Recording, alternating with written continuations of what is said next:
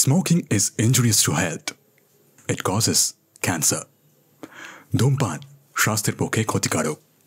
ধূমপান ক্যান্সারের কারণ। নমস্কার শ্রোতা বন্ধু, আমি প্রভাকর আর আপনি আছেন thegoppo.com অডিও স্টোরি চ্যানেলে। আজকে শুনবেন অগ্নিশ্বর ও সুকান্ত জুটির একটি রহস্য উন্মোচনকারী কাহিনী, শোভাবাজার সরগরম। আজকের কাহিনীটি সময়কাল ভারতের স্বাধীনতার পরবর্তী সময়ে ঘটে যাওয়া অবিভক্ত বাংলায় হিন্দু মুসলমান দাঙ্গার পরিপ্রেক্ষিতে যে ধর্ম ও মানুষের মনে ভয়ের সৃষ্টি হয়েছিল তার একটি ছোট্ট ঘটনা। তাহলে চলুন গপ্প।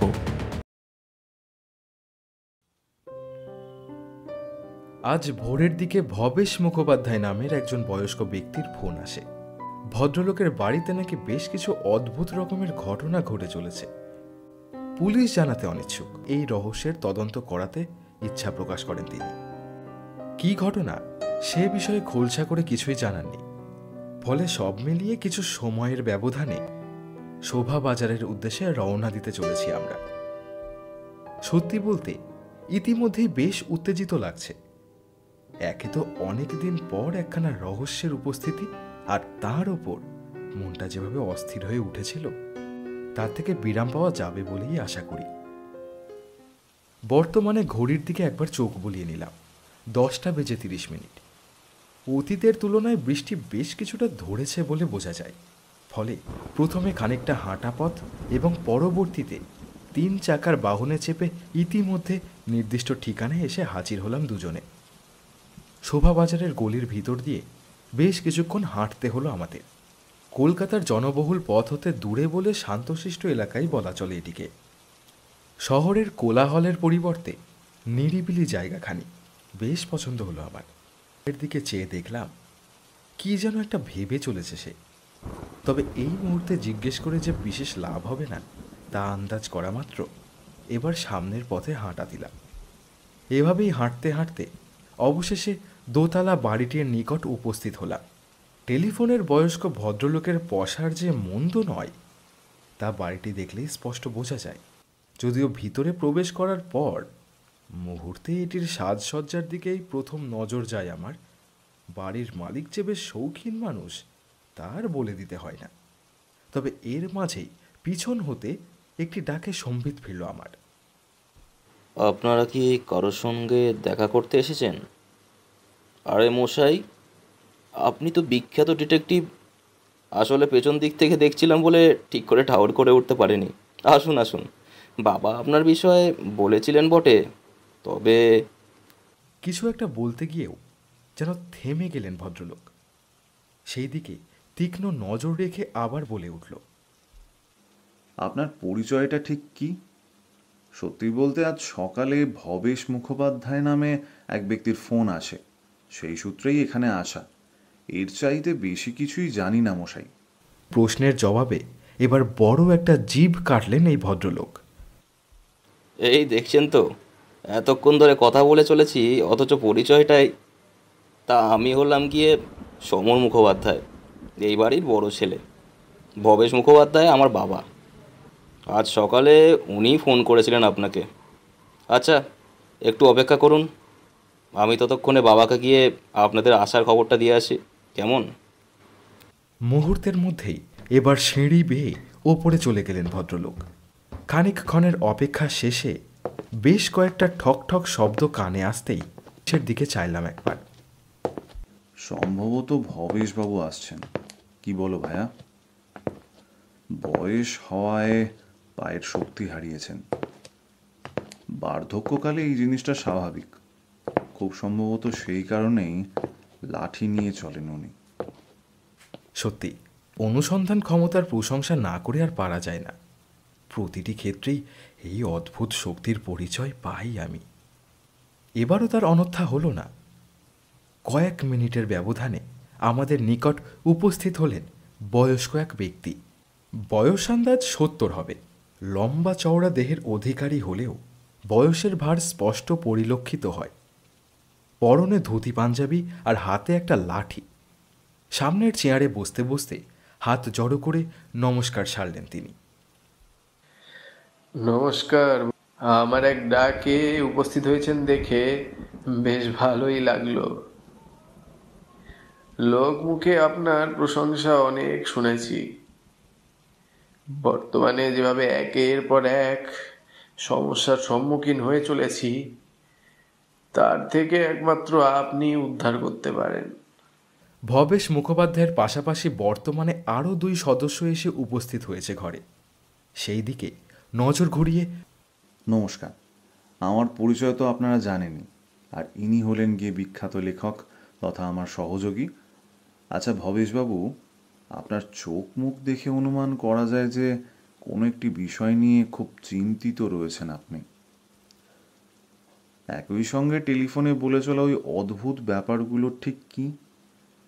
এক্ষেত্রে সব ঘটনা খুলে না জানালে কিন্তু তদন্তে বিশেষ কোনো লাভ হবে না মশাই। তাই বলি কি, প্রথম থেকে শেষ পর্যন্ত যা যা হয়েছে সব খুলে বলুন, কেমন?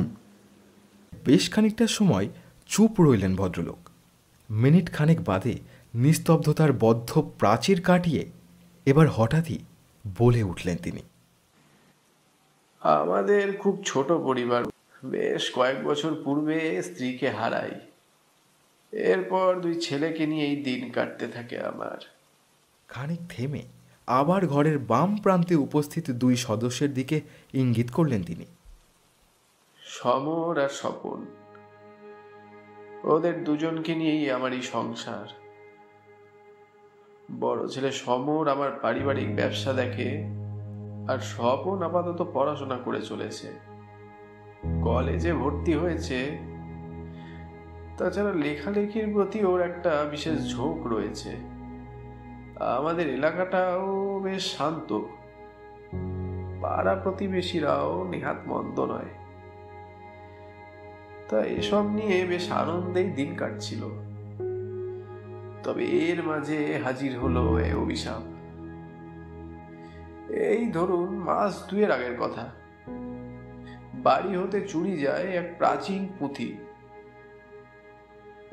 প্রথম দিকটায় কিছুই বুঝে উঠতে পারিনি, কোনোদিন কারোর ক্ষতি করিনি। তবে পরবর্তীতে পুলিশে খবর দেওয়া হয়। বললে বিশ্বাস করবেন না, তবে ঠিক 1 সপ্তাহের ভিতর আমাদের পাশের বাড়িটি থেকে সেই পুঁথিখানি উদ্ধার করে পুলিশ। ঠিক সেই দিন থেকেই ঘটতে থাকে একের পর এক অদ্ভুত সব ঘটনা। ওই বাড়ির লোকজনেরাই এ সকল ঘটনার নেপথ্যে রয়েছে বলে আমার সন্দেহ। কিন্তু মুশকিল হলো গিয়ে আমাদের হাতে কোনো প্রমাণ নেই। ঠিক সেই কারণেই আপনাদের ডেকে পাঠানো মশাই। বয়স্ক ভদ্রলোকের কথা বলার মাঝেই চেয়ে দেখলাম ওর চোখগুলি ইতিমধ্যে বেশ জ্বলজ্বল করে উঠেছে। এক মুহূর্ত নষ্ট না করে ভবেশবাবুর উদ্দেশ্যে ফের কয়েকটা প্রশ্ন করে বসল সে। আপনার কথাগুলো থেকে একটা ধারণা পাওয়া গেলেও বর্তমানে বেশ কয়েকটা খটকা জন্ম নিয়েছে। এই যেমন প্রাচীন পুঁথির বিষয়ে আরও বেশ খানিকটা খোলসা করে বললে ভালো হয়। 2, এক্ষেত্রে পুলিশের কাছে গেলেন না কেন? আর সবচাইতে বড় প্রশ্ন, গত কয়েক মাসে অদ্ভুত ঘটনা বলতে কোন দিকে ইঙ্গিত করছেন? অর্থাৎ এমন কি ঘটনা ঘটেছে যার জন্য আজ আমাদের ডেকে পাঠানো হলো? এতক্ষণ ধরে হয়ে চলা কথাগুলো মন দিয়ে শুনছিল ওরা। প্রশ্নবাণের মাঝে অবশেষে এবার মুখ খুললেন সময়বাবু। পারিবারিক ব্যবসার জন্য এই পুঁথিগুলোর সঙ্গে আমাদের কোনো সম্পর্ক নেই। আসলে এসবের নেপথ্যে রয়েছেন আমার ঠাকুরদা শ্রী কমলেশ্বর মুখোপাধ্যায়। প্রাচীন পুঁথি কিংবা বাড়ির ভেতরকার এসব সাজসজ্জার কারিগর ছিলেন উনি।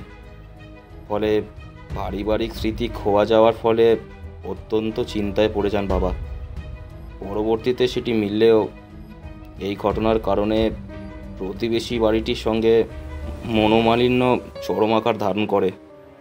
এক্ষেত্রে দীর্ঘদিন ধরে চেনা জানার ফলে পুলিশেও কোনো রকম কেস করেননি বাবা। তবে এ সকল ঘটনা যে ভালো চোখে নেননি তারা, সেটা ওদের আচরণ হতেই স্পষ্ট বোঝা যায়, বুঝলেন? তাই বিষয়খানি 2 মাস আগে মিটে গেলেও পরবর্তীতে আমাদের জীবনে একের পর এক অন্ধকার নেমে আসে। খানিকক্ষণ চুপ করলেন ভদ্রলোক। চোখ মুখ হতে ভয়ের ছাপ স্পষ্ট বোঝা যায়। বর্তমানে দাঁড়িয়ে অতীতের কাহিনীগুলি এক সূত্রে বাঁধার ছক কষে চলেছেন তিনি। এই মুহূর্তে কথাগুলি বললে হয়তো আপনাদের কারোর বিশ্বাস হবে না, কিন্তু এর প্রত্যেকটি ঘটনা প্রতিনিয়ত ঘটে চলেছে আমাদের সাথে। তা গত 2 মাস যাবৎ রাতের দিকে দেখা দিয়েছে একটি ছায়া। এই বিষয়টা বাবার মুখে শুনলেও প্রথম দিকটায় বিশ্বাস করে উঠতে পারিনি আমি। পরবর্তীতে ভাই আর এরপর একদিন আমার চোখেও পড়ে সেটি। ওহ, কি বীভৎস সেই দৃশ্য! প্রথমে 2-1 দিন ছাড়া ছাড়া দেখা দিলেও তবে বর্তমানে প্রায় প্রতিনিয়তই এর মাঝেই আবার হাজির হলো একটি ধাঁধা। ভদ্রলোকের কথায় বেশ কিছুটা অবাক হলাম। প্রথমে ছায়া, আর এবার কিনা ধাঁধা। এহেন দুশ্চিন্তা মাঝে এবার বলে উঠল, ধাঁধা? তা কি এমন রয়েছে সেখানে? খানিক পরিষ্কার করে বলুন মশাই। আসলে ওটিকে ধাঁধা না বলেও হুমকির চিঠি বললেও ভুল হবে না। এই তো গত সপ্তাহের কথা। রাত তখন প্রায় 2টো বেজেছে। এমন সময় একটা বিকট শব্দে ঘুম ভেঙে যায় আমার। এই যে দালানের এই অংশে পৌঁছে দেখি জানলার কাঁচ ভেঙে মেঝেতে পড়ে আছে একটি পাথর, আর তার সঙ্গে বাঁধা এক টুকরো কাগজ। এই বলে পকেট থেকে একখানা কাগজ বের করে দিকে বাড়িয়ে দিলেন তিনি। মুহূর্তের মধ্যেই কাগজটি খুলে ফেল। যতটা সম্ভব সেদিকে ঝুঁকতেই এবার চোখের সামনে ভেসে উঠল 4-4টি লাইন। চোর পুলিশ খেলছো নাকি? সাহস বড়ই বাড়ল সবার। অন্ধকারে ছায়ার মিলন, মৃত্যু কি আসবে আবার? বেশ। এতখানি পড়ে থামলো। পায়ের তলার মাটি যেন ইতিমধ্যে সরে গিয়েছে আমার। কপালে অসংখ্য চিন্তার ভাঁজকে সঙ্গী করে আচমকাই অদ্ভুত একটা প্রশ্ন করে বসল। আচ্ছা, এসবের পেছনে যে আপনাদের প্রতিবেশীদেরই হাত রয়েছে, সেই বিষয়ে এতখানি নিশ্চিত হচ্ছেন কিভাবে? আর হ্যাঁ, অতীতে আপনাদের মধ্যেকার সম্পর্ক ঠিক কেমন ছিল? না মানে হঠাৎ চুরি এবং এসব ঘটনা, এর নেপথ্যে কোনো একটা কারণ তো থাকা চাই, তাই না? সংকেতের প্রথম লাইনটিতে তো সব স্পষ্ট। ওই চোর পুলিশ, অর্থাৎ ওদের বিরুদ্ধে পুলিশে অভিযোগ করার বিষয়টাই যে ওখানে উল্লেখ করা রয়েছে, সেটা তো জলের মতন পরিষ্কার মশাই। তাছাড়া অত রাতে আমাদের বাড়িতে কেই বা আসবে বলুন? তবে হ্যাঁ, অতীতে কিন্তু এহেন শত্রুর নামগন্ধ পর্যন্ত ছিল না, বরং কি সুন্দরভাবেই না মিলেমিশে থাকতাম আমরা সকলে। আমরা হিন্দু আর ওরা মুসলিম হলে কি হবে, 2 ভাইয়ের মতো সম্পর্ক ছিল আমাদের। কিন্তু যেদিন থেকে এই দাঙ্গা শুরু হলো, ব্যাস, ভ্রাতৃত্বের সম্পর্ক যে কখন শত্রুতায় রূপান্তরিত হলো কি জানি। আপনার ওপরেই ভরসা, কিছু একটা করুন। সত্যি বলতে পুলিশের ওপর কোনো কালেই আমাদের খুব একটা ভরসা ছিল না। আমাদের বিশ্বাস এই ঘটনার নেপথ্যে থাকা অপরাধীকে তথ্য প্রমাণ সহ খুঁজে বের করার কাজটা যদি কেউ পারে, তাহলে সেটা আপনিই পারবেন মশাই, আপনিই পারবেন মশাই। আচ্ছা, এই কেসটা বরং আমি নিলাম। আর হ্যাঁ, শেষ প্রশ্ন, গত কয়েকদিনে ওদের সঙ্গে কোনো কথা কিংবা মুখ দেখা দেখি কিছু? তেমন একটা নয়। হ্যাঁ, 2-1 বার চোখে পড়লেও ব্যাস ওইটুকুই। এইভাবে আরও কিছুক্ষণের কথোপকথন শেষে বের হলাম আমরা। তবে বিদায় নেওয়ার পূর্বে ভবেশ মুখোপাধ্যায়ের উদ্দেশ্যে বলে উঠল, চিন্তা করবেন না, কোন নিশ্চিত থাকতে পারেন। নইলে আপনার যা অবস্থা, তাতে ডায়াবেটিস বাড়লে অবাক হওয়ার মতো কিছুই থাকবে না। সন্ধ্যার সময় সামনের চেয়ারে বসে ধাঁধাটির দিকে ক্রমশ নজর রেখে চলেছে। তবে কি কিছু সন্দেহ করে চলেছে সে? কৌতূহল দমন করতে না পেরে এবার প্রশ্ন করে বসলাম, ভাইয়া, সেই বিকেল হতে কেমন একটা থম মেরে গিয়েছো যে। তা বলি, এ তো জলের মতন পরিষ্কার একখানা কেস, তাহলে এত ভাবনা চিন্তার কি আছে হে? যদিও আমার কথার পরিপ্রেক্ষিতে কোনো প্রতিক্রিয়া দিল না সে। বর্তমানে আরও বেশ কিছুটা সময় অতিক্রান্ত হয়েছে। ঘড়ির কাঁটা 8টার ঘর ছুতে ঢং ঢং করে একটা আওয়াজ এলো কানে। সংকেত মোচন শেষে ইতিমধ্যে একটি সিগারেট জ্বালালো। সত্যি বলতে সময়ের সাথে সাথে আমারও মেজাজটাও ক্রমশ গম্ভীর হয়ে চলেছে। ভেতরের ক্রোধকে সংযম করতে না পেরে ফের আবার বলে বসলাম, এই শুনছো, কতক্ষণ ধরে একটা প্রশ্ন করে চলেছি, অথচ মুচকি হাসলো। এদিকে রাগ করে বসে রয়েছি আমি, আর অপরদিকে আমার বন্ধুটি কিনা হেসে চলেছে। এসবের মাঝেই অবশেষে বলে চলল সে, কখনো কখনো সাধারণ চোখে যা দেখা যায় তা কিন্তু বাস্তবে ঘটে না। এই যেমন রাস্তায় কোনো লাশ পড়ে রয়েছে আর তার নিকট ছুরি হাতে বসে কোনো ব্যক্তি, তা এক্ষেত্রে সাধারণ দৃষ্টিতে সেই মানুষটাকেই খুনি বলে মনে হবে। অথচ এমনও তো হতে পারে যে অজানা ভদ্রলোকটি সেই পথ দিয়ে যাচ্ছিলেন, আর ঠিক সেই মুহূর্তে মৃত ব্যক্তিকে দেখতে পেয়ে সেদিকে ছুটে যান, আর পরবর্তীতে প্রাণ রক্ষার্থেই হয়তো মৃত দেহ থেকে ছুরিটা বের করে নেন তিনি। হ্যাঁ, সে তুমি ঠিকই বলেছ, কিন্তু বর্তমান কেসের সঙ্গে এই ঘটনার কি সম্পর্ক ভাইয়া? এই ধরো, ভবেশ মুখোপাধ্যায়ের বাড়িতে চুরি এবং পরবর্তী সময়ে অদ্ভুত সকল ঘটনার পিছনে তো বাইরের কারোর হাত পর্যন্ত থাকতে পারে। এমনকি বয়স্ক ভদ্রলোকের 2 ছেলের ওপরেও সন্দেহ রয়েছে আমার। আর যাই হোক, ঘরের কোন জিনিসটা কখন কোথায় থাকে সে বিষয়ে পরিবারের লোকেরাই ভালো জানে, কি ঠিক তো? হ্যাঁ, সবই বুঝলাম, কিন্তু আচ্ছা, তাহলে চুরি যাওয়া পুঁথিটি পাশের বাড়িতেই পৌঁছালো কেমন করে? পুলিশের লোকজনেরাই তো গিয়ে উদ্ধার করেছে, মনে নেই? বর্তমানে সেটাই বড়সড় প্রশ্ন হয়ে দাঁড়িয়েছে বন্ধু। শোনো, আগামীকাল সকালে ফের একবার শোভাবাজারের উদ্দেশ্যে রওনা দিতে হবে, কেমন? তবে এবার আর ভবেশ মুখোপাধ্যায়ের বাড়িতে নয়, বরং তার প্রতিবেশীর নিকট পৌঁছে যাব আমরা। তেনাদের দিকটাও একবার শোনা প্রয়োজন। স্থির হলো, আগামীকাল অর্থাৎ রবিবার ঠিক সকাল 9টা বাজতেই বের হব আমরা।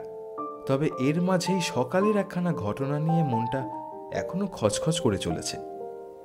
ঘুমোতে যাওয়ার পূর্বে সেই বিষয়টাই তুলে ধরলাম আমি।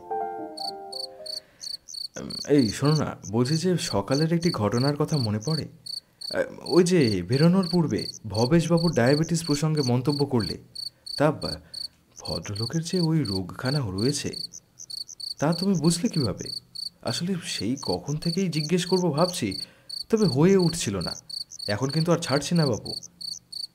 আমার এহনো প্রশ্নের জবাবে বড় একটা হাই তুলে বলল,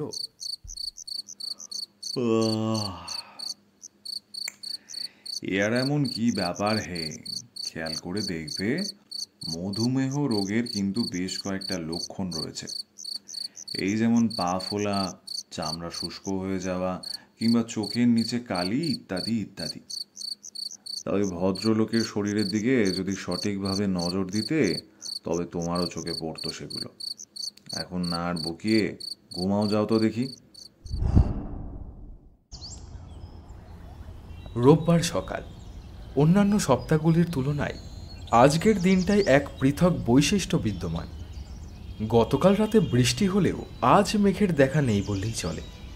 তবে গত কয়েকদিন যাবৎ আবহাওয়ার কোনো ভরসা নেই, ফলে ছাতাকে সঙ্গী করেই বের হলাম আমরা। বড় রাস্তা আর বেশ কয়েকটা গলি পেরিয়ে নির্দিষ্ট ঠিকানায় পৌঁছতে সময় লাগলো মোটে আধা ঘন্টা। বর্তমানে আমাদের চোখের সামনে যে বাড়িটির প্রতিচ্ছবি ভেসে উঠছে তার সঙ্গে মুখোপাধ্যায়ের বাড়ির পার্থক্য খুঁজে পাওয়া বেজায় মুশকিল। দেখে মনে হবে সম্ভবত এক কারিগরের তত্ত্বাবধানেই তৈরি এই বাড়ি দুটি।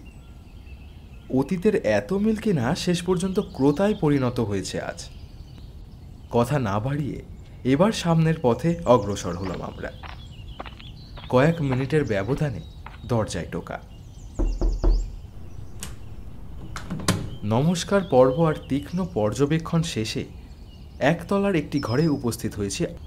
বর্তমানে আমাদের সামনের চেয়ারে আসন গ্রহণ করেছেন শৌকত মিয়া এবং তার ঠিক সামনে দাঁড়িয়ে এক যুবক।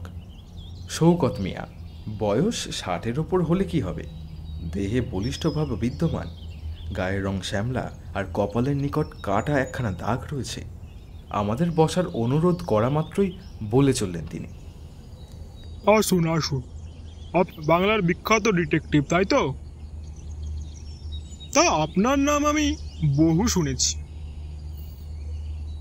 তবে এহেন বিখ্যাত মানুষের সাক্ষাৎ পাবো বলে আশা করি নাই মশাই। কিন্তু আচমকা এখানে আসার পেছনে নিশ্চয়ই কোনো কারণ রয়েছে বলে মনে হয়। বিশেষ করে বিগত কয়েকটা মাস যাবৎ যেভাবে একের পর এক সমস্যার সম্মুখীন হয়ে চলেছি, তাতে ভয়টা যেন কোনো সময় আর পিছু ছাড়ছে না। আচ্ছা, ভালো কথা, আমার পরিচয় তো আগেই দিয়েছি। আর হ্যাঁ, এ হলো আমার একমাত্র সন্তান আব্দুল, শৈশব থেকেই ক্ষুরধার মস্তিষ্ক মশাই। বর্তমানে আল্লাহর কৃপায় একখান ভালো প্রতিষ্ঠানে কাজ করেছে। আচ্ছা, বুঝলাম। পরিবারে তাহলে আপনারা দুজন সদস্যই রয়েছেন তাই তো? তাছাড়া বাড়িঘর দেখে মনে হয় পসারের বিশেষ একটা অভাব নেই আপনার।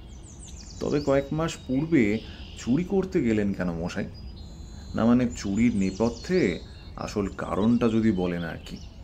কয়েক সেকেন্ডের ব্যবধানে এহেন প্রশ্ন নিক্ষেপ হতে চলেছে তা বোধ করি কল্পনাই করতে পারেননি ভদ্রলোক। প্রথম দিকে খানিকটা ততমত করলেও পরবর্তীতে বেশ উত্তেজিত স্বরে জবাব দিলেন তিনি, ও, এতক্ষণে আপনাদের আসার কারণটা বুঝলাম মশাই।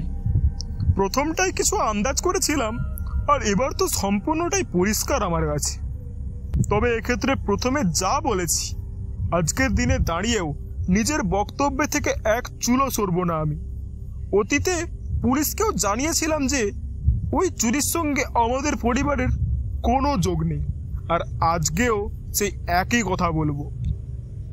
তা আপনার কথা যদি খানিক সময়ের জন্য বিশ্বাসও করিনি, কিন্তু এক্ষেত্রে প্রশ্ন হলো গিয়ে প্রাচীন ওই পুঁথিটা এই বাড়ি থেকে উদ্ধার হলো কেমন করে? আপনি কিংবা আপনার ছেলে যদি এই ঘটনার সঙ্গে জড়িত না থাকেন, তবে এক্ষেত্রে একটিমাত্র সম্ভাবনা রয়ে যায়, আর সেটি হলো গিয়ে কেউ বা কারা চক্রান্ত করে ওই জিনিসখানি এখানে লুকিয়ে দিয়ে যায়। অথচ এত কিছু জানা সত্ত্বেও পুলিশে কেন অভিযোগ করলেন না? আচ্ছা, আমি কিন্তু পুলিশের লোক কিংবা আর 5 জন সাধারণ গোয়েন্দার মতো নই, ফলে আমার কাছে কিছু লুকোবেন না বলেই আশা রাখছি। এক নাগারে বলে চল। অপর প্রান্তে উত্তেজিত ভাব কাটিয়ে ইতিমধ্যে খানিকটা ধাতস্থ হয়েছেন শৌকত মিয়া। বর্তমানে কিছুটা মৃদু স্বরে বলে উঠলেন তিনি, বিশ্বাস করুন, আমি খোদার কসম কোনোদিন মিথ্যা কথা বলি না।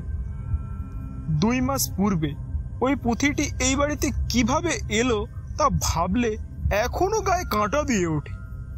নাহলে আপনিই ভাবুন, বিগত 10 বছরের ওপর সময় ধরে 2 ভাইয়ের মতো মেলামেশা করতাম আমরা। আমার কথা যদি বিশ্বাস না হয় তাহলে আব্দুলকেই জিজ্ঞাসা করে দেখুন। ওই বাড়ির ছোট ছেলের সঙ্গে কত ভালোই না বন্ধুত্ব ছিল ওর। একটা সময় তো এ বাড়ি হতে ও বাড়ি নিত্য যাতায়াত লেগে থাকতো।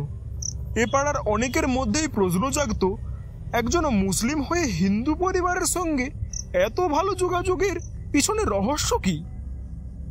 কিন্তু এখন দেখুন, এই 2 মাস আগের সেই অপমানের পর থেকে মুখ দেখা দেখে কার্যত বন্ধ আমাদের। তবে ওই ঘটনা যে এখন অতীত, তাহলে আপনার আসার কারণটা ঠিক কি? ভদ্রলোককে থামিয়ে, ঠিকই ধরেছেন, বর্তমানে ঘটে চলা কয়েকটা ঘটনার সূত্রেই আমাদের এই আগমন। তাহলে পুরো বিষয়টাই খুলে বলি কেমন? তা গতকালের ঘটনা। কোনো এক বিশেষ প্রয়োজনে আমাকে তলব করেন ভবেশবাবু।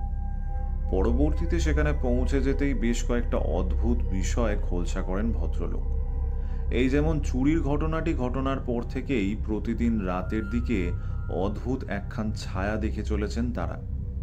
একই সঙ্গে গত সপ্তাহে জানলার কাঁচ ভেঙে পাথর সহ একটা কাগজ ছুঁড়ে পালায় কেউ বা কারা। সেখানে লেখা থাকে একটা ধাঁধা। সত্যি বলতে ওটাকে ধাঁধা না বলে হুমকিপত্র বললেও ভুল হবে না। তা সংকেতটির বিষয়বস্তু অনেকটা এইরকম: চোর পুলিশ খেলছ নাকি, সাহস বড়ই বাড়ল সবার, অন্ধকারে ছায়ার মিলন, মৃত্যু কি আসবে আবার।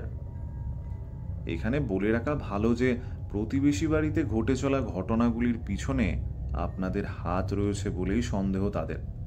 আর সেই কারণেই আশা করি বর্তমানে আপনার মনের ভিতরকার সকল দ্বন্দ্ব দূর হয়েছে। কি? বক্তব্যের মাঝেই একটা দীর্ঘ সময়কাল ধরে কার্যত মৌনতা বজায় রাখলেন ভদ্রলোক। ঠিক কি বলবেন যেন বুঝে উঠতেই পারছেন না তিনি। অপরদিকে এতক্ষণ ধরে মন দিয়েই আমাদের সকল কথা শুনে চলছিল আব্দুল। পিতার পরিবর্তে এবার সে বলে উঠল, কিছু মনে না করলে আমি এখন কথা বলি। এই ক্ষেত্রে হয়তো ওনারা আপনাদের অনেক কথাই বলেছে, আর ঠিক সেই কারণেই আমাদের অপরাধী বলে মনে করছেন আপনি। কিন্তু বিশ্বাস করুন, আমি কিংবা আব্বা এই বিষয়ে আমরা কিছুই জানি না। খানিক সময় পূর্বে আপনার বলে চলা প্রতিটি কথাই আমাদের একইভাবে হতবাক করে তুলেছে। ছায়া বাঁধা, জানলার কাঁচ ভাঙা। না ব্যোমকেশবাবু, ওদের সঙ্গে আমাদের মনোমালিন্য চরম আকার ধারণ করলেও এই সকল জিনিস আমাদের কাছে হারাম।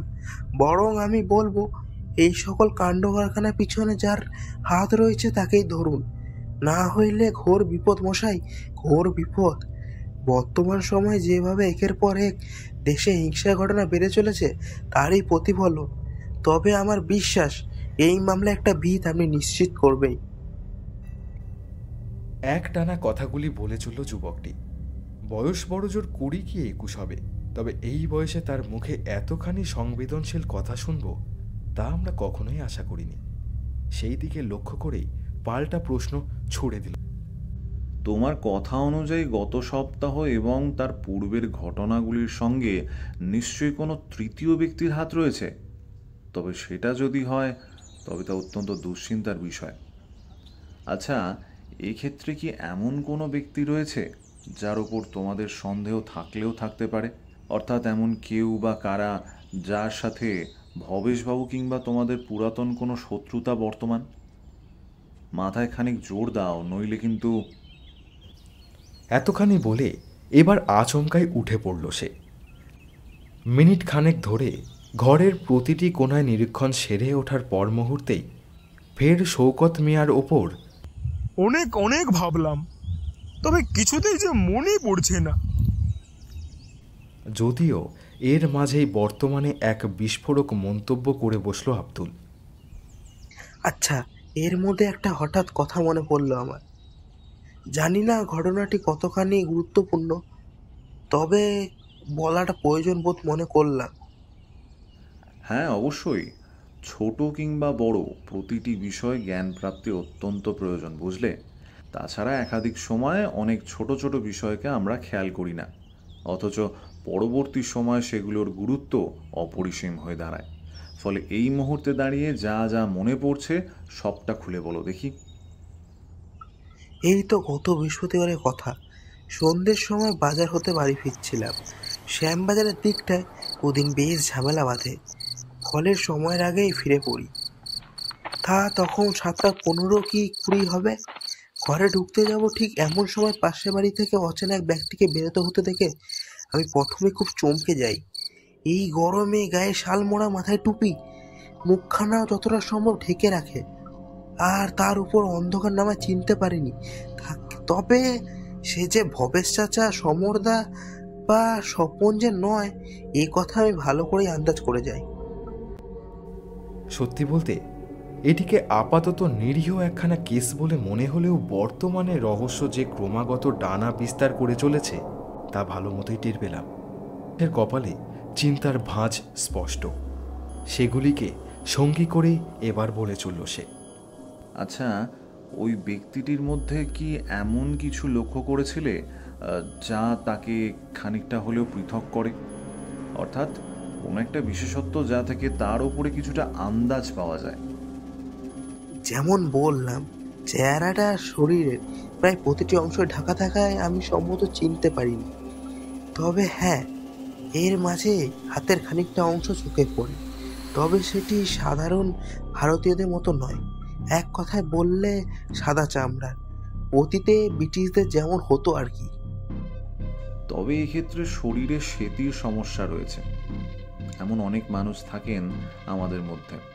ফলে ওই ব্যক্তি যে আদতে বিদেশি তা স্পষ্ট করার মতো কোনো তথ্য বা প্রমাণ আমাদের কাছে নেই। আচ্ছা, এখন আমরা উঠি, তবে এর মাঝেই অস্বাভাবিক কোনো বিষয় লক্ষ্য করলে অবশ্যই জানাবেন, কেমন? বাড়ি ফিরে দেখি ঘড়ির কাঁটা ইতিমধ্যেই 1টার ঘর ছুঁয়েছে। এরপর বিশেষ কোনো ঘটনা না ঘটলেও সন্ধ্যের দিকে যে এক বীভৎস অভিজ্ঞতা অপেক্ষা করে থাকবে তা আর কে ভেবেছিল। ঘটনা প্রবাহ যেভাবে অগ্রসর হয়ে চলেছে তাতে চুপ করে বসে থাকা কার্যত মুশকিল। প্রথমত ভবেশবাবুর বাড়ি হতে প্রাচীন পুঁথির গায়েব হওয়া, পরবর্তীতে ছায়ার উপস্থিতি, ধাঁধার চক্র, আর এবার কি না সাদা চামড়ার একখানি রহস্যময় ব্যক্তি, এইসব নিয়েই ভেবে চলেছিলাম। ঠিক এমন সময়ে টেলিফোনটা বেজে উঠতে সেদিকে অগ্রসর হলো। কয়েক মিনিট ধরে হ্যালো, কখনো হলো এ ঘটনা, আচ্ছা আমরা আসছি, আপনি চিন্তা করবেন না, রাখলাম। টুকরো টুকরো কথা বলে ফোনখানি কেটে দিল সে। তার মুখের দিকে চেয়ে দেখলাম ভারী চিন্তায় পড়ে গিয়েছে বেচারা, চোয়াল শক্ত, কপালে বিন্দু বিন্দু ঘাম। এরপর খানিকক্ষণ সব চুপ। কিছুটা কৌতূহলী গলায় আমি বলে উঠলাম, কে ফোন করেছিল আর এমন কি কথা হলো যে? সমরবাবু ফোন করেছিলেন। ভবেশবাবু আর নেই, খানিকক্ষণ আগেই মারা গিয়েছেন ভদ্রলোক। যতক্ষণ না নিজের চোখে সবটা দেখছি কিছুই বুঝবো না। ফলে দেরি না করে তাড়াতাড়ি তৈরি হয়ে নাও, বেরোতে হবে আমাদের। ইতিমধ্যে পায়ের তলার মাটি যেন সরে গিয়েছে আমার। তবে কি আব্দুলের বর্ণনায় উঠে আসা সেই ব্যক্তি নাকি পুরোটাই এক গোলক ধাঁধা? রাত 8:40। মুখোপাধ্যায় বাড়িতে উপস্থিত। ইতিমধ্যে ঘটনাস্থলে উপস্থিত হয়েছে পুলিশ। সেদিকে লক্ষ্য করেই সামনের পথে অগ্রসর হতে যাব এমন সময় পিছন থেকে ভেসে এলো পরিচিত একটি ডাক। আরে বা, আপনি এখানে? আমাদের জন্য তো কিছু ছেড়ে দিন মশাই। চৌকিতে পেছন ফিরে গম্ভীর স্বরে জবাব দিল, সে অনেক ব্যাপার, এখন ওই বিষয়ে আলোচনা না করাই ভালো। বলছি, ভবেশবাবুর মৃতদেহটা এখন কোথায়? এ সকল কথোপকথনের মাঝে এবার আমাদের দিকে এগিয়ে এলেন সমরবাবু। ভদ্রলোকের চোখে মুখে বিধ্বস্ত ভাবখানা স্পষ্ট দেখা যায়। যদিও এক্ষেত্রে বিশেষ কোনো কথা না বাড়িয়ে দোতলার একটি ঘরে হাজির হলাম আমরা। ভিতরে প্রবেশ করতেই ঘরের সামনের প্রান্তে আঙুল ও মুহূর্তের মধ্যে সেই দিকে দৃষ্টি নিক্ষেপ করতেই কার্যত চমকে উঠলাম। বিছানায় এক প্রকার চিত হয়ে পড়ে রয়েছেন ভবেশ মুখোপাধ্যায়। একদিন পূর্বে আলাপ হওয়া মানুষটির প্রাণহীন নিথর দেহ দেখা তো আর চারটিখানি কথা নয়। তবে এক্ষেত্রে সব চাইতে বেশি নজর কেড়েছে মৃত্যুর ধরনটা। কেসের গুরুত্ব বুঝতে ভারী দেরি হয়ে গেল বন্ধু, আর কিছুটা সময় পেলে। আহা। অপরদিকে বর্তমানে ঘটে চলা ঘটনাগুলি প্রসঙ্গে যেন কিছুই বুঝে উঠতে পারছেন না। অবশেষে কৌতূহল ধরে রাখতে না পেরে এবার বলে উঠলেন তিনি, একদিকে এই ভদ্রলোকের মৃত্যু, আর অপর প্রান্তে আপনারা কি বলে চলেছেন কিছুই বুঝছি না। তা বলি কি, সম্পূর্ণ বিষয়টা খোলসা করে বললে আমিও খানিকটা আন্দাজ করতে পারি আর কি। সেসব না হয় পরে হবে। প্রাথমিক ধারণা অনুযায়ী এই মৃত্যুর নেপথ্যে আসল কারণ কি রয়েছে বলে মনে হয় তোমার? মাথার পিছনে ভারী কিছুর আঘাতে মৃত্যু হয়েছে বলেই মনে হয়। রক্তটা বেশ তাজাই রয়েছে এখনো।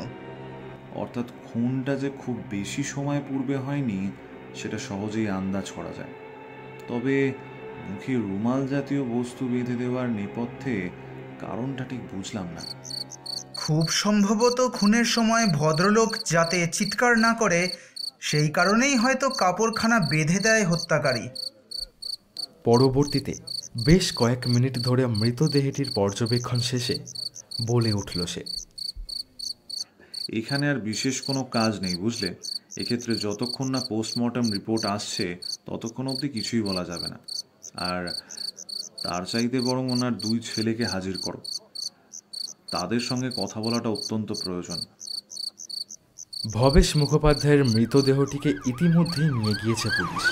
বর্তমানে বড় দালান ঘরের এক প্রান্তে উপস্থিত, অপরদিকে বিহুল দৃষ্টিতে ঠাঁই দাঁড়িয়ে আছে ওরা দুজন।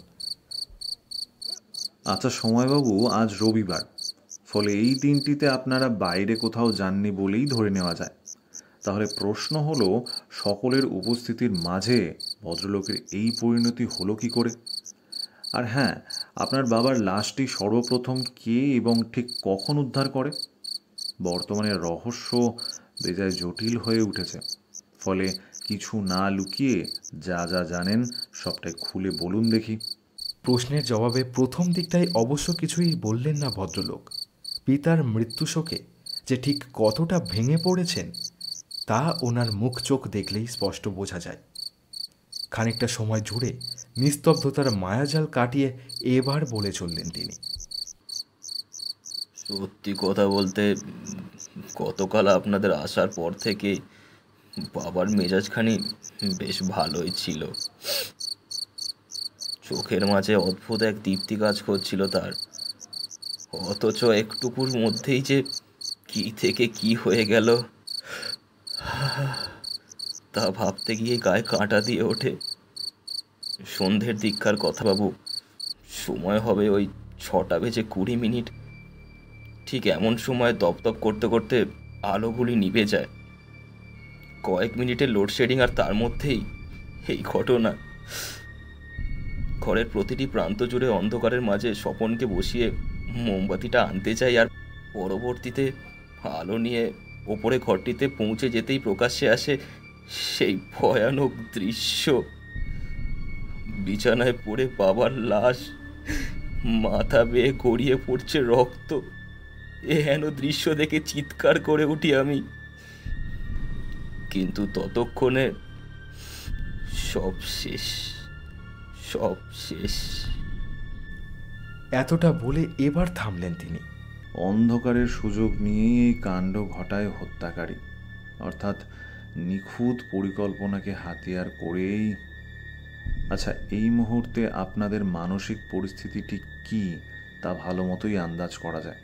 তবে এক্ষেত্রে ভবেশ বাবুর খুনিকে ধরতে হলে কয়েকটা খটকা দূর করতেই হবে। তাই সে আপনি চিন্তা করবেন না মশাই, আমরাও চাই যে অপরাধী তার যথাযথ শাস্তি পাক। তাই বর্তমানে যা যা প্রশ্ন রয়েছে তা আপনি নির্দ্বিধায় করতে পারেন। গত কয়েক মাস ধরে ঘটে চলা ঘটনাগুলির নেপথ্যে তার প্রতিবেশীর হাত রয়েছে বলেই সন্দেহ করেছিলেন ভবেশবাবু। তবে এই মুহূর্তে তিনি আর নেই। আচ্ছা সময়বাবু, আপনার বাবার খুনের পেছনে তেনাদের যোগসূত্র কি থাকতে পারে? এক্ষেত্রে আপনার সন্দেহ ঠিক কার ওপরে, সেই বিষয়টি জানা অত্যন্ত প্রয়োজন। আর হ্যাঁ, কয়েকদিনের মধ্যে এই পাড়ায় অজানা কোনো ব্যক্তি কিংবা ব্যক্তিদের আনাগোনা লক্ষ্য করেছিলেন কি? বিশেষত সাদা চামড়া অথবা ওরকম গোছের কেউ? কেন জানি না বক্তব্যের মাঝেই কেমন ততমত খেয়ে উঠলেন সমরবাবু। বেশ মৃদু স্বরে বললেন তিনি, আমার মতে এই ঘটনার মূলে শওকত চাচা আর তার ছেলের হাত রয়েছে। তবে ভয় লাগে যেভাবে একের পর এক কাণ্ড ঘটিয়ে চলেছে তারা, তাতে পরবর্তী সময় আমার কিছু একটা হয়ে গেলে ভাইটাকে কে সামলাবে? ও হ্যাঁ, আর একটা কথা, অজানা লোকের আনাগোনা বলতে মনে পড়লো গত সপ্তাহের কথা। দিনটা কবে তা ঠিক মনে পড়ছে না আমার। তবে সন্ধ্যের সময় করে গোটা শরীরে চাদর মুড়ি দেওয়া এক ব্যক্তির সঙ্গে সাক্ষাৎ হয়েছিল। সাক্ষাৎ বলা উচিত হবে না, এক কথায় বললে চোকাচুকি হয়ে যায়। তবে এরপরেই কেমন অদ্ভুত একটা আবভাব করে দ্রুত সামনে পথ হারিয়ে যায় সে। মুখখানি দেখাও সম্ভব হয়নি। তবে হ্যাঁ, বিশেষ ধরনের একটি উল্কি আঁকা ছিল গলার কাছটায়। ইংরেজিতে কিছু একটা লেখা ছিল, যতদূর মনে পড়ে BRJ। হ্যাঁ, এই রকমই কিছু একটা ছিল সম্ভবত। তবে আচমকাই প্রশ্ন, আপনি কি কিছু সন্দেহ করছেন মশাই? না, কেবলমাত্র একটা অনুমান বলতে পারেন। আচ্ছা, আজ আমরা উঠি, আর হ্যাঁ, প্রয়োজনে যোগাযোগ করতে দ্বিধাবোধ করবেন না, কেমন? এই বলে অবশেষে বাইরের পথে বের হলাম আমরা। তবে এর মাঝেই বাড়ির পিছন প্রান্তে বেশ কিছুটা সময় অতিবাহিত করল ফেরার পথে, এবং সেই দিন রাতে আর বিশেষ কোনো কথা বলল না সে। পরদিন সকাল জল খাবারের টেবিলে বসেও যেন কিছু একটা ভেবে চলেছে। এর মাঝেই গরম চা যে কখন ঠান্ডা জল হয়ে গিয়েছে সেই দিকে বিন্দুমাত্র খেয়াল নেই তার। অন্যদিকে রহস্যের কিনারায় পৌঁছতে আর কতটা সময় লাগবে তাও খোলসা করে বলছে না। খানিক সময় বাদে কার্যত অভিমানের সুরেই বললাম, গতকাল থেকে তো মুখে রা পর্যন্ত কাটেনি। একদিকে আমায় নিজের সহযোগী বলো, আর অপর প্রান্তে কি ভাবছো কি করছো কিছুই জানি না। তা বলি কি, তদন্তের বিষয়ে কিন্তু আমিও সাহায্য করতে পারি ভাইয়া। আসলে একটির পর একটি ঘটনা যেভাবে ঘটে চলেছে তাতে চিন্তা যে ক্রমশ বেড়েই চলেছে বন্ধু। কয়েকটা প্রশ্নের উত্তর না পাওয়া পর্যন্ত চুপ করে বসে থাকা যায় না। তা বলি কি, ভবেশবাবুর মৃত্যুর পেছনে তো শওকত মিয়ারও হাত থাকতে পারে, তাই না? না মানে 2 মাস আগের ওই অপমানের কারণ হয়তো হতেও পারে, কি বলো? শওকত মিয়া আর আব্দুলের ওপর যে একেবারেই সন্দেহ নেই তা বলছি না, তবে এই কেসটিতে এমন কিছু দিক রয়েছে যার ওপরে পর্দা না সরলে ঘোর বিপদে। এই যেমন ধরো, সাদা চামড়ার ব্যক্তিটি কে? 2 ট্যাটুওয়ালা রহস্যময় ব্যক্তিটি আর পূর্বের ওই মানুষটি কি এক, নাকি এটা কেবল কাকতালীয় একখান ব্যাপার? আচ্ছা, সময়বাবুর শেষের কথাগুলি মনে পড়ে? ওই তো, অতীতকালে স্বাধীনতা সংগ্রামে এক বিশেষ ভূমিকা পালন করেন ভবেশ মুখোপাধ্যায়। আর কি বেশ, হ্যাঁ, এক ইংরেজ সাহেবকে খুনের সন্দেহে বেশ কয়েক বছর জেল পর্যন্ত খাটতে হয়েছে ওনাকে। কিন্তু তার সঙ্গে বর্তমান ঘটনার কি কোনো যোগ রয়েছে বলে মনে হয় তোমার? আরেকটি কথা, গতকাল বের হবার পূর্বে অতক্ষণ ধরে করছিল এটা কি? খাওয়া শেষে কেবল একখানা নির্দেশ দিল সে, শোনো, আমাকে একবার বেরোতে হবে, কয়েকটা জায়গায় যাওয়ার আছে। পোস্টমর্টেম রিপোর্ট অনুযায়ী মাথায় আঘাত হওয়ার কারণেই মৃত্যু হয় ভবেশ মুখোপাধ্যায়ের। চিন্তা করো না, আর এদিকে যদি দরকারি কোনো ফোন কিংবা চিঠি আসে তবে সেগুলি সামলে নিও, কেমন? বিকেল পেরিয়ে ইতিমধ্যে অন্ধকারে ছেয়ে গিয়েছে গোটা শহর। বৃষ্টিটা ধীর গতিতে পড়ে চলেছে। ঠিক এমন সময় টেলিফোনটা বেজে উঠতে কার্যত ছুটে গেলাম সেই দিকে। যা আন্দাজ করেছিলাম হলো ঠিক তাই। আর আধ ঘন্টার মধ্যে ভবেশ মুখোপাধ্যায়ের বাড়িতে দেখা হচ্ছে, কেমন? হত্যাকারীর সন্ধান মিলেছে, সত্যের উদ্ঘাটন কেবল সময়ের অপেক্ষা। 7:30 ঘটনাস্থলে ফের আর একবার উপস্থিত আমরা। তবে এর মাঝেই শওকত মিয়া এবং আব্দুলের আগমনের মাঝেই রহস্য যে ক্রমাগত ঘনীভূত হয়ে চলেছে তা আর বলার অপেক্ষা রাখে না। বুকটা ইতিমধ্যেই ঢিপ ঢিপ করে চলেছে আমার, যদিও সেই দিকে লক্ষ্য না করেই বিগত কয়েকদিন কয়েক মাস ধরে ঘটে চলা অদ্ভুত কাণ্ড কারখানার সমাপ্তি ঘটতে চলেছে। আজ থেকে কেবল 2 দিন আগেই এই কেসটার দায়িত্ব নিই। যদিও এর মাঝেই ভবেশ মুখোপাধ্যায়ের খুন ঘিরে একটা আফসোস থেকেই যায়, তবে আর কয়েকটা দিন পূর্বে যদি, আচ্ছা বাদ দিন, এই মুহূর্তে দাঁড়িয়ে বর্তমানের কথায় ফিরে আসাটাই বুদ্ধিমানের কাজ বলে মনে করি। এক্ষেত্রে অবশ্য প্রথম থেকে শেষ পর্যন্ত ঘটে চলা ঘটনা প্রবাহের বিষয়টি উল্লেখ না করলে বোঝা দায় হতে পারে। তা আজ থেকে 2 মাস আগের ঘটনা। এই বাড়ির একটা প্রাচীন পুঁথির চুরিকে কেন্দ্র করে চাঞ্চল্য ছড়িয়ে পড়ে সর্বত্র। পরবর্তীতে অবশ্য পুলিশের তত্ত্বাবধানে শওকত মিয়ার ঘর থেকে মেলে সেই জিনিসটা। এক্ষেত্রে শওকত মিয়া কিংবা তার সন্তান অপরাধের বিষয়টি স্বীকার করতে চাননি কেউই। অপরদিকে ঠিক ওই সময় থেকেই অদ্ভুত ঘটনার সাক্ষী থাকে এই বাড়ি এবং এখানকার মানুষজন। গভীর রাতে ছায়ার আনাগোনা, হুমকির সংকেত ইত্যাদি ইত্যাদি। এরপরেই অবশ্য আমাকে ডেকে পাঠানো হয়। ভবেশ মুখোপাধ্যায়ের নিকট সকল ঘটনার বিবরণ পাওয়া মাত্রই পরের দিন ওনার প্রতিবেশীর বাড়িতে হাজির হই আমরা। যদিও এক্ষেত্রে বিশেষ কোনো সুবিধা করে উঠতে পারি না। রহস্য যখন শিয়রে, ঠিক সেই মুহূর্তেই আবার খুন হন ভবেশবাবু।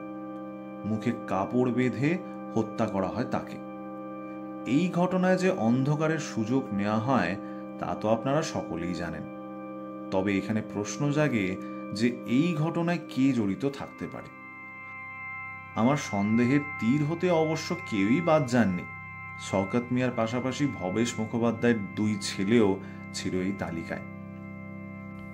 আচমকা বেশ উত্তেজিত হয়ে উঠল সমর মুখোপাধ্যায়। কি বলছেন? নিজের বাবাকে কেন মারতে যাব আমরা?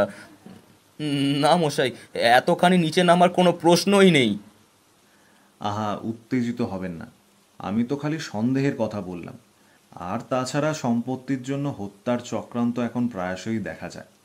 বিশেষ করে দীর্ঘ বহুদিন যাবৎ বাবার সম্পত্তি নিজের নামে লেখানোর প্রয়াস করে চলেছিলেন আপনি। আজ সকালে আপনাদের উকিলের সঙ্গে সাক্ষাৎ করায় এই বিষয়টি নজরে আসে আমার। একই সঙ্গে পুঁথি চুরির ব্যাপারটিও আমার মাথায় ঘুরতে থাকে। তবে এরপর চোখের ইশারায় মুহূর্তের মধ্যেই এবার অচেনা এক ব্যক্তির আগমন ঘটল সেখানে। দানবের মতন চেহারা, চোখের চশমা, মাঝেই খেলে যাচ্ছে ক্রূর একখানে দীপ্তি। বুকের ঢিপ ঢিপটা মুহূর্তের মধ্যেই কয়েক গুণ বেড়ে গেল আমার। রহস্যময় ব্যক্তিটির গলার দিকে নজর যেতেই চোখের সামনে ভেসে উঠল একখানা ট্যাটু। তবে কি ইনি সেই ব্যক্তি? আসুন মশাই, আসুন। এতক্ষণ ধরে আপনার অপেক্ষাই করে চলেছিলাম। অবশেষে সাক্ষাৎ মিলল। তবে আচ্ছা সময়বাবু, ভালো করে খেয়াল করুন তো, কয়েকদিন আগে এই উল্কিখানায় দেখেছিলেন কি, তাই তো? আর হ্যাঁ, আব্দুলের দেখা সাদা চামড়ার ব্যক্তিটি আর অন্য কেউ নন, বরং এই মুহূর্তে আপনাদের সকলের নিকট উপস্থিত রয়েছেন তিনি। এবার সম্মতিসূচক ঘাড় নাড়লেন দুজনেই। যদিও অপরদিকে ক্রোধের আগুনে ক্রমাগত ফুঁসে চলেছে নবাগত ব্যক্তিটি। বেশ উত্তেজনার সাথেই কড়া সুরে বলে উঠলেন তিনি, এই মিস্টার, তা আমাকে ধরে আনার মানেটা কি? It is not a right way to treat someone as your guest. অতিথিদের আপ্যায়নের বিষয়ে কোনো জ্ঞান আমি আপনার কাছ থেকে শুনতে বাধ্য নই মশাই। দীর্ঘ 200 বছর ধরে ভারতীয়দের ওপর অকথ্য অত্যাচারের পর আপনাদের মুখে অন্তত এ সকল কথা মানায় না মিস্টার স্টুয়ার্ট জনসন। আর তাছাড়া ভবেশ মুখোপাধ্যায়ের হত্যার পেছনে যে আপনারই হাত রয়েছে তা এখন জলের মতো পরিষ্কার। এবার এ সকল ষড়যন্ত্রের কথা আপনি নিজের মুখে স্বীকার করবেন, নাকি এই শুভ কাজটাও আমি সারব মশাই? You are totally wrong, Mr. আমি কিচ্ছুটি জানি না। কে এই ভবেশ মুখোপাধ্যায়? কিসের খুন? কেন আমায় ফাঁসানোর চেষ্টা করছেন? অর্থাৎ নিজের মুখে যে কিছুই স্বীকার করবেন না তা এক প্রকার স্থির করেই এসেছেন। বেশ, এখন তবে আমাকেই বলতে হবে সবটা। তো এক্ষেত্রে প্রথম থেকে যে যে ঘটনা ঘটে চলেছে তার নেপথ্যে মূল কারিগর হলেন এই ব্রিটিশ ভদ্রলোক। অথচ 7-5 না ভেবে একে অপরের সঙ্গে দূরত্ব সৃষ্টি করতে থাকেন ভবেশ মুখোপাধ্যায় এবং শওকত মিয়ারা। আমার অনুমান দীর্ঘ বেশ কিছু সময় ধরে এই বাড়ি দুটির ওপর ক্রমাগত নজর রেখেছিল এই স্টুয়ার্ট ভদ্রলোক। এরপর একদিন সুযোগ বুঝে পুঁথিখানা চুরি করে এবং পরবর্তীতে অতি চালাকির সাথে পাশের বাড়িটিতে সেটি লুকিয়ে দেয়। পরের ঘটনা তো আপনারা সকলেই জানেন। এক্ষেত্রে দুই পরিবারের মধ্যে মনোমালিন্য সৃষ্টি করার পরিকল্পনাটা সফল হয় তার। আসলে ভবেশবাবুকে হত্যা করাই ছিল অপরাধীর মূল লক্ষ্য, এবং সেই হত্যার সন্দেহ যাতে শওকত মিয়া ও তার একমাত্র ছেলের ওপরে গিয়ে পড়ে, সেই কারণেই চুরি, ছায়া এবং ধাঁধার নাটক তৈরি করা হয়। প্রথম দিকে সন্দেহ না গেলেও পরবর্তীতে সময়বাবু এবং আব্দুলের কথায় একটা খটকা তৈরি হয় আমার মনে। এরপর আজ বেলার দিকে পাড়ার চায়ের দোকান এবং অন্যান্য কয়েকটি জায়গায় জিজ্ঞাসাবাদ করার দরুন রহস্যময় ব্যক্তিটির সম্পর্কে আরও বেশ কিছু তথ্য হাতে আসে। একই সঙ্গে গতকাল এই বাড়ির পিছনের প্রান্তে হাজির হয়ে বেশ কয়েকটা সিগার আর ছাইয়ের উপস্থিতি লক্ষ্য করি। ওই বিশেষ ধরনের বস্তু অবশ্য আমরা সচরাচর ব্যবহার করি না। ব্যাস, দুয়ে দুয়ে চার করতে আর বেশি দেরি হয়নি। যদিও পুলিশের সহায়তা ছাড়া এসব কিছুই সম্ভব হতো না। চেহারার আদল মিলতেই মাত্র কয়েক ঘন্টার ব্যবধানে অপরাধীর সন্ধান চালানো তো আর চারটিখানি কথা নয়। ভবেশ মুখোপাধ্যায়ের জেলে থাকাকালীন নথিপত্র খোঁজার নেপথ্যে কারণটি কিন্তু এখনও বললেন না। দীর্ঘ ৩০ বছর আগের ফাইল হতে কি এমন তথ্য মিলল মশাই? বেশ অবাকই হলাম। ৩০ বছর আগের নথি? আসলে গতকাল সময়বাবুকে জিজ্ঞাসাবাদ করার সময় জানতে পারি যে আজ থেকে বহু বছর পূর্বে এক ইংরেজ সাহেবকে হত্যার অপরাধে জেল খাটেন তার পিতা। ঠিক কী কারণে জানি না, তবে মনের ভিতর একটা সন্দেহ উঁকি মারার ফলে পৌঁছে যাই আমি তোমার কাছে। তবে সেইখানেই যে আসল প্রমাণ অপেক্ষা করে রয়েছে তা আর কে ভেবেছিল বলো? স্বাধীনতার পূর্বের নথিটি খুললেই জানতে পারি যে 1940 খ্রিস্টাব্দে বরিস জনসন নামের এক ব্রিটিশ সাহেবকে খুনের অভিযোগে গ্রেফতার হন ভবেশবাবু। সেই সাহেবের অত্যাচারের কথা প্রায় সকলেই জানত। কী কারণে ঠিক বলতে পারবো না, তবে পরবর্তীতে উন্মুক্ত ঘটনাটি এক প্রকার ধামাচাপা পড়ে যায়। খুব সম্ভবত নিজেদের অসফলতার ইতিহাস প্রকাশ্যে আনতে চায়নি ব্রিটিশ সরকার।